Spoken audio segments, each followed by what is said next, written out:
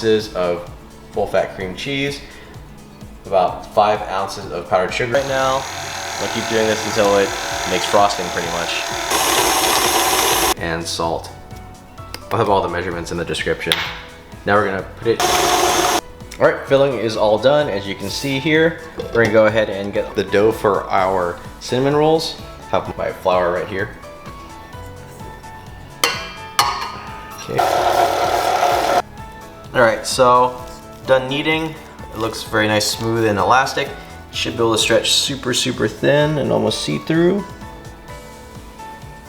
Not too much of an issue. Yep. So we're looking for, so we'll go ahead and let this.